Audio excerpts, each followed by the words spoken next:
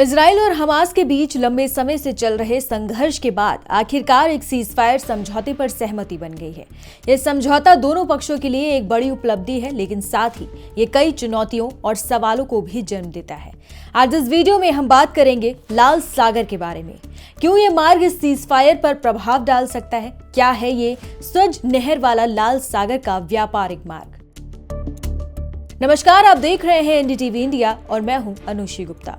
दुनिया के व्यापार का एक बड़ा हिस्सा समुद्री मार्गों के जरिए होता है और इनमें से कुछ प्रमुख समुद्री रास्ते अत्यधिक संवेदनशील माने जाते हैं।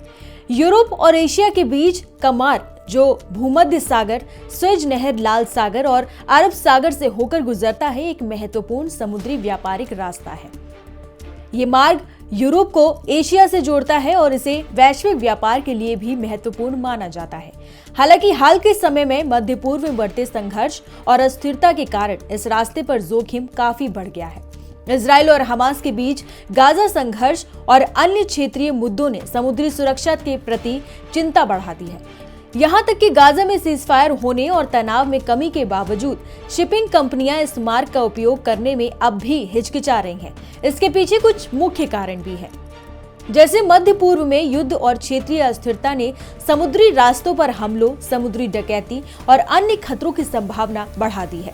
कंपनियां अपनी जहाजों और कर्मियों की सुरक्षा को प्राथमिकता देती हैं, जिससे वो इन जोखिमों वाले रास्तों से बचने का प्रयास करती हैं।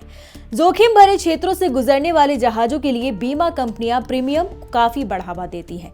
ये शिपिंग लागत को बहुत बढ़ा देता है, जिससे कंपनियां वैकल्पिक मार्ग अपनाने पर विचार करती हैं। भले ही इजराइल और हमास के बीच अस्थायी सीजफायर हुआ है, लेकिन ये लंबे समय तक स्थिरता की गारंटी नहीं देता। किसी भी समय संघर्ष फिर से शुरू होने का डर कंपनियों को इस मार्ग से बचने के लिए प्रेरित करता है। कई शिपिंग कंपनियां लंबे लेकिन सुरक्षित वैकल्पिक मार्गों का उपयोग करना पसंद कर रही हैं, जैसे कि अफ्रीका के केप ऑफ गुड होप के आसपास का मार्ग। हालांकि ये मार्ग लंबा और महंगा है, लेकिन ये अधिक सुरक्षित माना जाता है। गाजा संघर्ष और क्षेत्रीय संघर्षों ने कुछ बंदरगाहों और शिपिंग चैनलों की क्षमता को प्रभावित किया है, जिससे इनका उपयोग कम हो गया है। अब ये रास्ता जो है वो क्यों इतना अहम माना जाता है? यूरोप और एशिया के बीच समुद्री मार्ग बहुत महत्वपूर्ण है। इस रास्ते से होकर दुनिया का बहुत सारा व्यापार होता है। इस रास्ते पर कई देशों का व्यापार निर्भर करता है। इस रास्ते से होकर दुनिया का बहुत सारा सामान एक देश से दूसरे देश जाता है।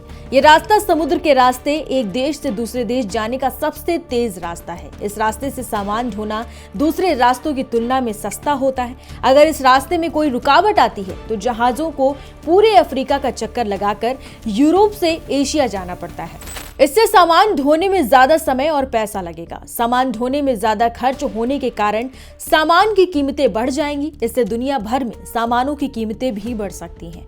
मिडिल ईस्ट में अस्थिरता का असर लाल सागर पर सीधा और गंभीर रूप से पड़ता है, क्योंकि ये समुद्री व्यापार के सबसे महत्वपूर्ण मार्गों में से एक है। जब इजराइल और हमास के बीच सीजफायर हुआ तो ये उम्मीद की जा रही थी कि इस क्षेत्र में स्थिरता आएगी और लाल सागर के रास्ते शिपिंग गतिविधियों में सुधार होगा। हालांकि वास्तविकता ये है कि शिपिंग कंपनियां इस दिशा में किसी विशेष उत्साह का प्रदर्शन नहीं कर रही हैं।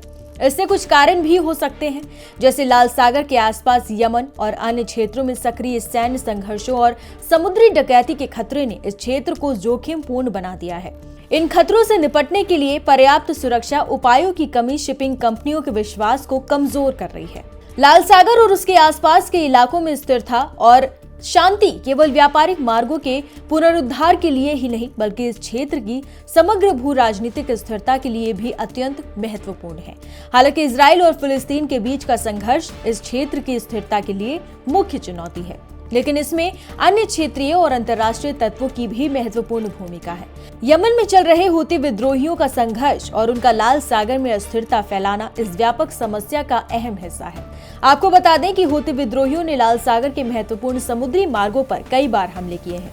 ये हमले तेल टैंकरों और व्यापारिक जहाजों को निशाना बनाकर किए गए हैं, जिसमें शिपिंग कंपनियों में असुरक्षा की भावना बढ़ गई है।